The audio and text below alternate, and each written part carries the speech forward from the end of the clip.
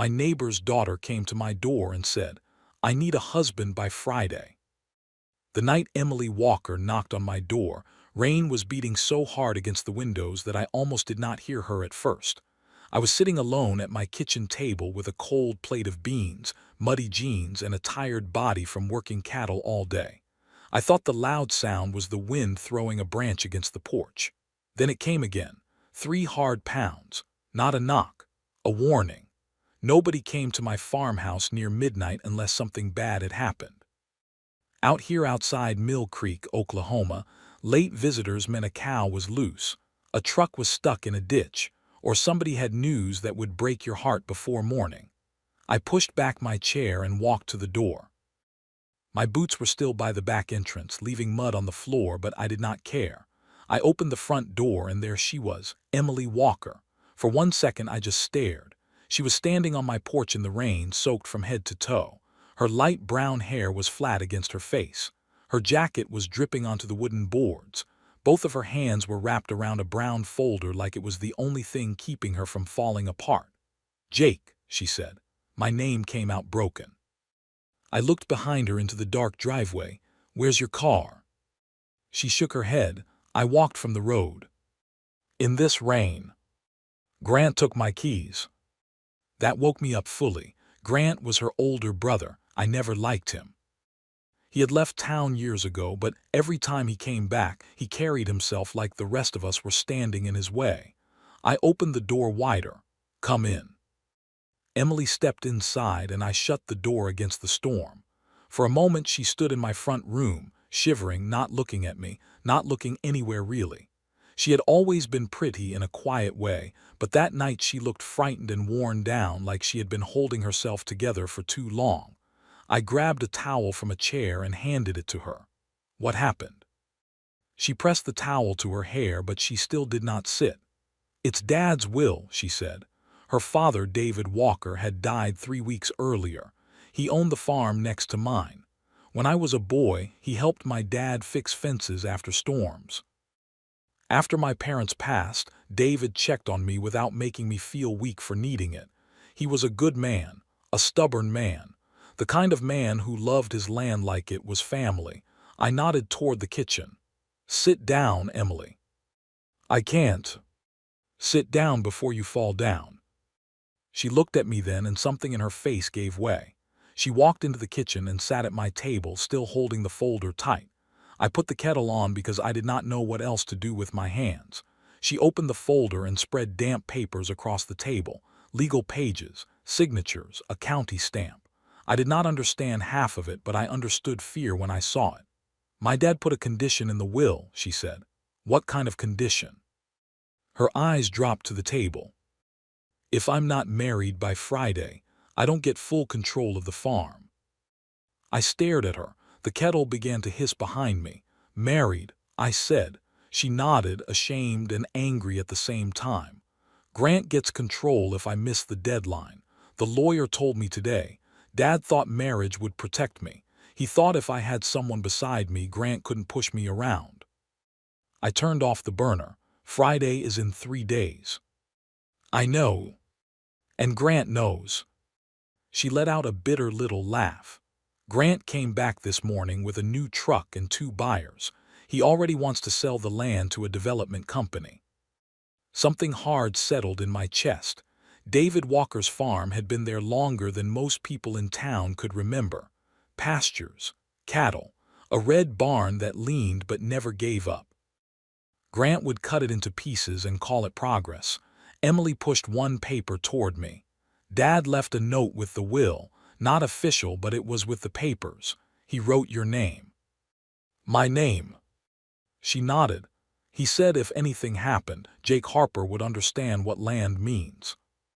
I did not touch the paper. The rain hit the roof louder, filling the quiet between us. "What are you asking me?" I said, even though part of me already knew.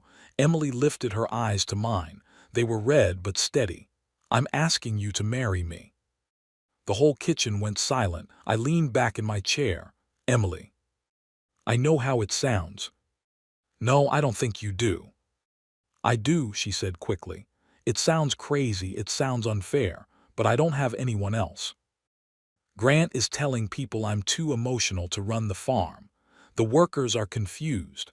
The lawyer keeps talking about the deadline like I can fix it by crying harder. I rubbed both hands over my face. Marriage meant something to me. It had meant something to my parents. It was not just a paper, not just a trick to win a legal fight. Are you trying to use me? I asked. Her mouth opened, then closed. For the first time since she came in, she went completely still. Yes, she whispered, but not in a cruel way. I'm asking for help. I won't lie and call it anything else. That honest answer hit me harder than any sweet speech could have. I looked around my kitchen.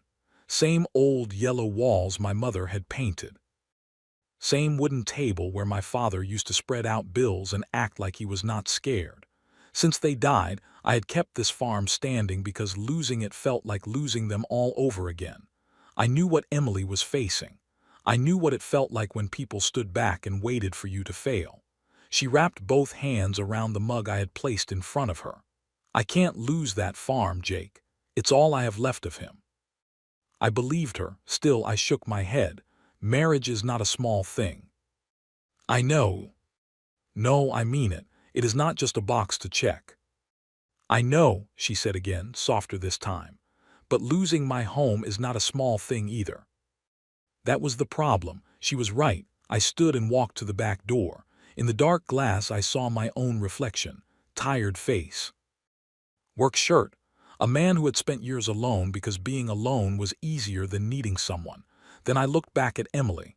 Wet hair, shaking hands, brave eyes trying not to beg. If I say yes, I said, there is one rule. She sat straighter. No lies between us, not in this house, not at this table. Outside, we do what we have to do, but between you and me, we stay honest.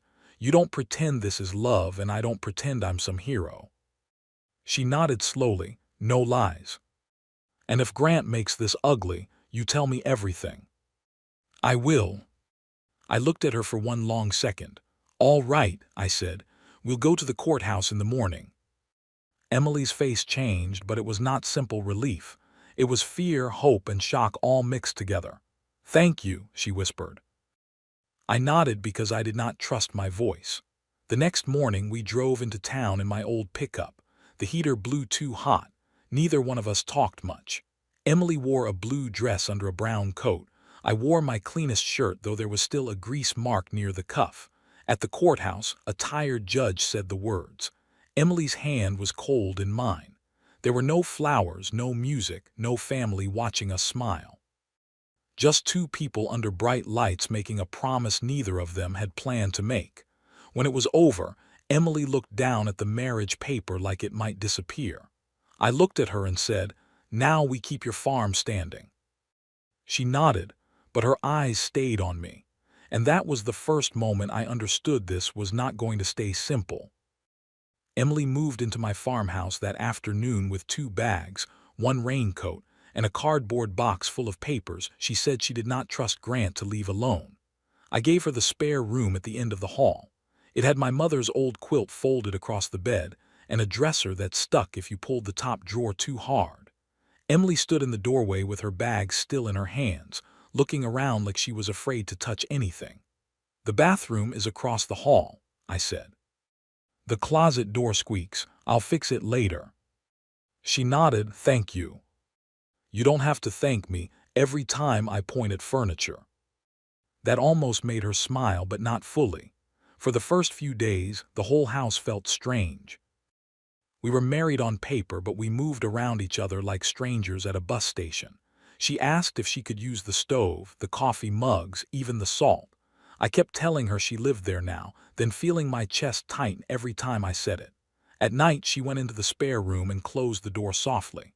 I went to my room and lay awake longer than usual, listening to the house settle. Pipes ticked in the walls. Wind pressed against the windows. Once I heard her step into the hallway, stop near the kitchen, then go back to her room again. I wanted to ask if she was all right. I did not. By the second day, the whole town knew. That was how Mill Creek worked. You could buy fence wire in the morning, and by lunch, someone's aunt already knew how much you paid for it. When Emily and I walked into the feed store, Marlene behind the counter looked at the ring on Emily's finger, then at me. "Well," Marlene said, raising one eyebrow, "that happened fast." Emily's cheeks turned pink. "I set a bag of mineral blocks on the counter. Need 2 more of these." Marlene looked disappointed that I did not give her a better answer, but she rang them up anyway. "Congratulations, I suppose." "Thank you," Emily said quietly. Outside, while I loaded the bags into the truck, Emily stood beside the passenger door with her arms folded tight. "Everyone thinks I'm ridiculous," she said. "No, everyone is curious." "It feels the same." "It is." She looked across the parking lot at 2 older men who stopped talking the second we walked out. "Do you regret it yet?" I threw the last bag into the truck bed. "It has been 2 days." "That is not an answer." I looked at her. "No, I don't regret it." She nodded, but she still did not look convinced. Grant came to the Walker farm the next morning. I saw his black truck before I saw him. It was too clean for a place with mud, cattle, and hay dust. He stood near the main barn in a dark coat, talking to 2 of the hired men like he already owned their attention. Emily stiffened beside me. "Keep walking," I said. She did, but I saw her fingers tighten around the clipboard she carried. Grant turned when we reached the barn. His smile was smooth and cold. "Well," he said, "here come the happy newlyweds."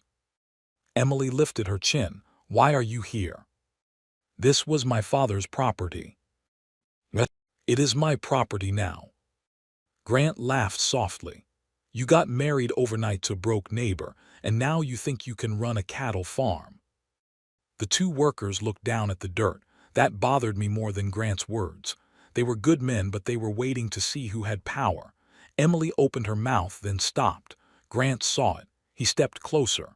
"You're making this harder than it needs to be," he said. "Sell the land, take the money, build a life somewhere clean, somewhere that does not smell like wet hay and old animals." I moved half a step before I thought about it.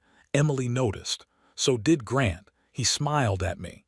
"And you, Jake, smart move. Marry the pretty neighbor girl and suddenly you are standing on Walker land like you belong here." My hands tightened once, then relaxed. I had learned a long time ago that anger did not fix anything.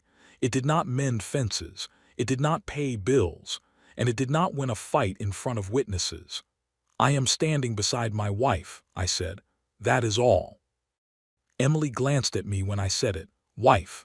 The word landed between us heavier than it had in the courthouse.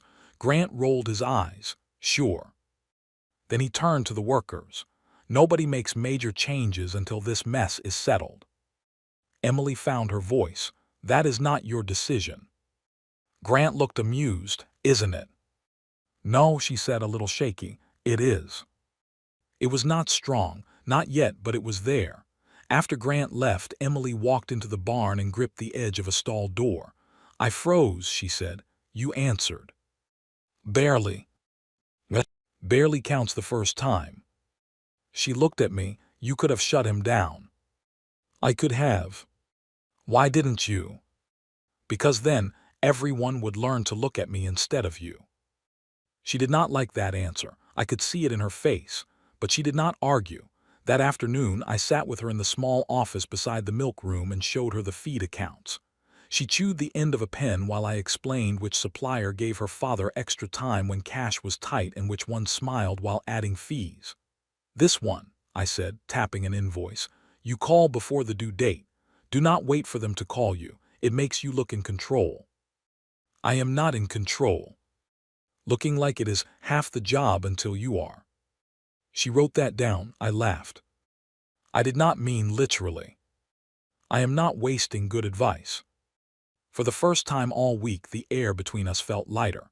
2 days later, a stretch of fence leaned after heavy rain. I brought Emily with me because she needed to see how small problems turned expensive when people ignored them. Ray, one of the hired men, was already there with tools. Emily told him she wanted the corner brace replaced. Ray looked straight past her at me. "You want it done today?" I did not answer. He waited. Emily looked at me too, panic flashing across her face. I bent down and scraped mud off my boot with a stick. Finally, Emily cleared her throat. "Ray," I said, "replace the brace today. If we patch it, we will be back here after the next rain." Ray shifted. "It will cost more." "I know," she said. "Do it right." There was a long second, then Ray nodded. "Yes, ma'am." Emily held still until he walked away. Then she turned on me. "You could have helped." "I did." "You stared at your boot." "Exactly." She looked mad for 3 seconds, then the corner of her mouth moved. "That was awful," she said. "Yes." "I hated every second." "Yes." "But he listened." "He did." That evening, Emily made dinner without asking where anything was. Eggs, toast, and leftover potatoes fried in a skillet. Nothing fancy, but she put the plate in front of me like she had done it many times before. "You did not eat lunch," she said. "I was busy." "You always say that." "Usually true." She sat across from me with her sleeves pushed up, her hair tied back, and a smudge of dirt near her jaw. She looked tired but not broken, not like the girl who had come to my door in the rain. Later, I found her at the table with bills spread into neat piles. She had labeled them with sticky notes. "Urgent, call, ask Jake." I shook my head. "You do not have to ask me everything." "I know," she said, "but I do not know what I do not know yet." I leaned against the counter. "That is fair." She looked toward the hallway. "This is strange, isn't it?" "What part?" She gave me a look. I nodded. "All of it. I keep thinking I will wake up back at Dad's house, and Grant will be gone, and I will not have a husband sleeping down the hall." "Technically, you have a husband trying to sleep down the hall. Big difference." That got a real smile out of her. I looked away first and rinsed my plate because something in my chest had shifted and I was not ready to name it. We still had separate rooms. We still had rules. On paper, the marriage had a purpose and a deadline. But by the end of that week, Emily knew how I took my coffee, and I knew she tapped her pen twice against the table when she was afraid to make a call. That did not feel like paperwork. It felt like the start of something neither of us had planned. Grant waited almost a week before he made his next move. That worried me more than if he had come back yelling the next morning. Men like Grant did not stay quiet because they had given up. They stayed quiet because they were planning where to hit next. I was behind my barn fixing a cracked water line when Emily came across the yard fast, holding her phone in one hand and her hat in the other. "He's at the farm," she said. I shut off the valve. "Grant." She nodded. "With 2 men I don't know. Ray called me. He said they are walking the south pasture." I wiped my hands on a rag. "Byers." Her face tightened. "He brought Byers onto my land." "Then we go remind him whose land it is." She climbed into my truck before I did. All the way to the Walker farm she stared through the windshield. Her hands were folded in her lap, but her fingers kept moving against each other. She was scared.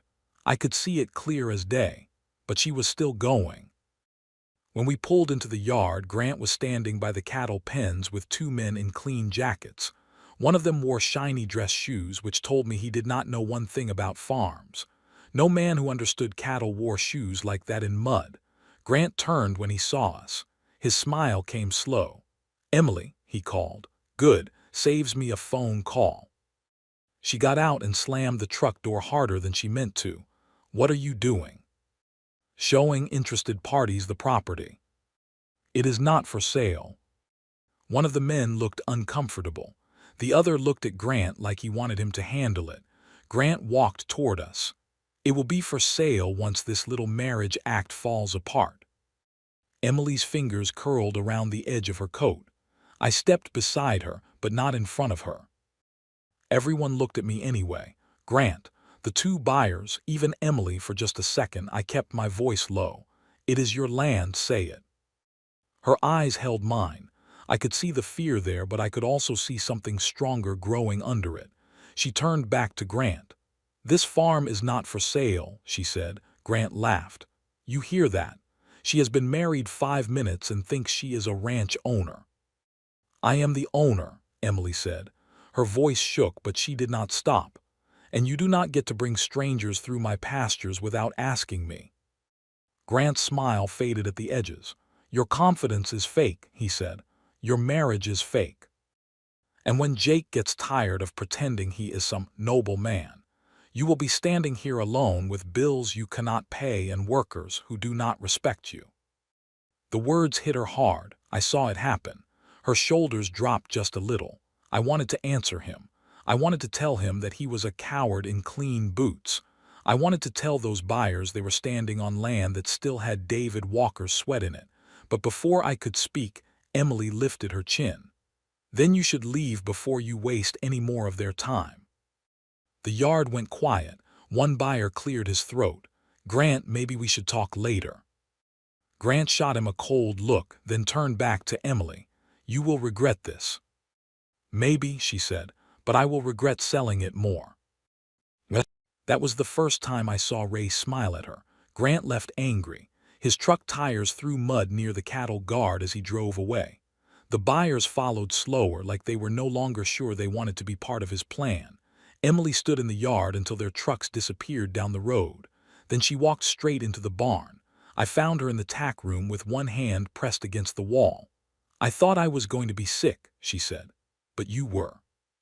That is your comfort." "It is the truth." She let out a weak laugh and covered her face.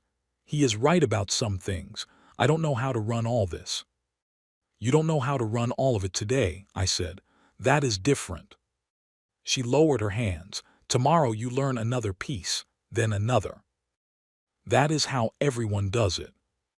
You make it sound simple." "It is not simple," I said. "It is just possible." She looked at me for a long time. Something in her face softened. It was not the look she gave me at the courthouse. It was not fear. It was trust, and that scared me more than Grant ever could. After that day, Emily changed. Not all at once. She still worried over bills. She still wrote too many notes. She still asked me questions late at night when she should have been sleeping. But she stopped waiting for permission before every small choice. She called suppliers herself. She changed a delivery time after she made a mistake. She walked the barns every morning with Ray and asked questions until he started answering her like she belonged there. One morning, Ray asked her about feed numbers before he asked me. She stayed calm until we got into the truck. Then she whispered, "Did you hear that?" "I heard.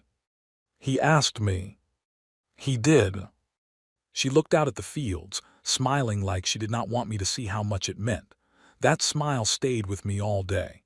Then the gate got left open. It happened on a cold evening with wind shaking the trees and clouds hanging low over the pastures. Emily and I were at my place loading feed buckets when her phone rang. She answered, listened, and went pale. "Cattle are out by Miller Road." I was already moving. By the time we got there, half a dozen head had pushed through the lower gate and scattered near the ditch. A delivery van had stopped with its hazard lights blinking. Rain started again, sharp and cold. Emily jumped out before I could say anything. "Stay wide," I called. "Do not run straight at them." "I know," she snapped. Then she slipped in the mud and caught herself on one hand. She got up covered to the wrist, angry enough to keep going. For nearly 2 hours, we worked with Ray and 2 neighbors to push the cattle back through the gate. Emily was everywhere, muddy, soaked, hair stuck to her neck. She yelled when she had to. She listened when she needed to. Once, a steer turned hard toward her and my heart slammed against my ribs. But she held her ground just long enough for me to swing around and turn him back. When the last animal was inside and the temporary chain was set, Emily bent over with both hands on her knees. "You all right?" I asked. "No," she said, breathing hard, "but they are in." Ray came over, rain dripping from his hat. "You did good, Emily." She straightened like those words meant more than any paper in a lawyer's office. On the drive home, she was quiet. Mud covered her jeans. Her hands were scratched. She looked tired but not defeated. Back at the farmhouse, I put clean towels by the bathroom and made coffee even though it was too late. When she came into the kitchen, she was wearing one of my old sweatshirts because her clothes were ruined. The sleeves fell over her hands. "I look ridiculous," she said. I looked at her across the room. "No," I said, "you look like you worked." She sat at the table. Do you still see me like that first night? I knew what she meant. The scared woman with the wet folder was still part of her, but now there was more. The woman who stood up to Grant. The woman who got back up in the mud. The woman who chose the hard thing when quitting would have been easier. No, I said. I don't. Her eyes held mine. The old house was quiet around us. The rain had softened to a slow drip from the roof. She stood first, then I did. Neither of us said anything smart or careful. There were no rules on the table now. No talk about papers. No talk about deadlines. When Emily stepped closer, I did not move away. She placed one hand against my chest, and I felt how cold her fingers were through my shirt. Jake, she whispered. I covered her hand with mine. And in that quiet kitchen, I knew the most dangerous thing had already happened. I was not pretending anymore. The final meeting happened on Thursday morning, and Grant arrived like a man who had already practiced his winning face in the mirror. I saw him through the office window before he came inside. Dark coat, pressed pants, polished shoes. He parked beside my old truck and looked at it like it had offended him by existing. Emily stood beside me in the hall, holding a folder twice as thick as the one she had carried to my house that first rainy night. You ready? I asked. No, she said. Then she took a slow breath and straightened her shoulders. But I'm walking in anyway. That was enough. The lawyer's office sat above the bank in downtown Mill Creek. The stairs were narrow and the carpet smelled old. Mr. Callahan, the estate lawyer, had known David Walker for years. He was careful, quiet, and hard to rush. That was good because Grant walked in like rushing people was his favorite thing to do. Grant was already sitting when we entered. One ankle rested over his knee. He glanced at Emily's folder, then at me. Brought your farmhand guard again, he said. Emily sat down before I could answer. I brought my husband. Grant smiled. That word is doing a lot of work lately. Mr. Callahan cleared his throat. We are here to review the estate condition and the matter of operational control over the Walker farm. Grant leaned forward. Good, then let's talk about the truth. This marriage is fake. She panicked, grabbed the nearest broke neighbor, and now everyone is pretending it means something. Emily's hand tightened around the folder. I wanted to reach for her hand under the table, but I did not. This was her fight. I was beside her, not in front of her. Grant kept going. She is too young. She has no real experience. She does not understand the debt, the repairs, the liability, or the value of that land. Selling is the only smart choice. Mr. Callahan looked at Emily. Would you like to respond? The room went still. A month earlier, Emily would have looked at me first. She did not this time. She opened her folder. Yes, she said, I would. She laid papers across the desk one by one. Paid invoices, feed orders, vet records, fuel receipts, repair estimates, worker schedules, a plan for the south barn roof, a new supplier agreement she had handled herself. Then she placed down a signed statement from Ray and the other workers confirming that they accepted her as the person in charge of daily decisions. Grant laughed under his breath. You got the hired hands to sign a paper. Congratulations. Emily did not look at him. I also brought statements from Marlene at the feed store, Mr. Ortiz from the repair shop, and 2 neighboring farms confirming that the farm is still operating and supported. Mr. Callahan's eyebrows lifted just a little. Emily kept her voice steady. I am not saying I know everything. I am saying the cattle are accounted for, the bills are being handled, the repairs are scheduled, the workers know who makes decisions. And the property is not for sale. Grant's face changed, not fully, just enough. His confidence was still there, but now it had cracks around the edges. You rehearsed that well, he said. Emily finally turned to him. Do not interrupt me again. She did not say it loud. That made it stronger. Grant blinked once. I looked down at the table because I almost smiled, and that was not the time. Mr. Callahan reviewed the papers slowly. Grant shifted in his chair, checked his watch, and tapped his fingers against his knee. Every page made him look less certain. Finally, he snapped. This is insane. Dad never meant for her to trap that land in some childish dream. No, Emily said. He knew you would sell it the second you could. Grant pointed at me. And what about him? You think he is here out of love? Jake Harper has been one bad season away from losing his own place for years. You expect me to believe he married you out of kindness? The room went quiet. Emily looked at me. So did Mr. Callahan. I sat forward. I don't need Emily's farm, I said. I already have one I can barely keep standing. Grant smirked. That is my point. No, I said. Your point is that everything has a price. Mine does not. Grant's smile disappeared. I looked at Emily then, because she deserved the truth more than anyone in that room. I married her because David Walker was right about one thing. She needed someone beside her while she learned how to stand here without everyone pushing her over. Emily's eyes softened. But she is standing now, I said. Then I looked back at Grant. You can call it land value. You can call it the responsible choice. But the truth is simple. You see that farm as money. She sees it as home. For a long second, nobody spoke. Mr. Callahan stacked the papers neatly and removed his glasses. The marriage license satisfies the stated condition, he said. And based on these records, Mrs. Harper has demonstrated active operational control of the Walker farm. The estate will proceed with Emily Harper retaining control. Emily closed her eyes just once. Then she opened them and nodded like she had accepted work, not a gift. Grant stood so fast his chair scraped the floor. You will regret this, both of you.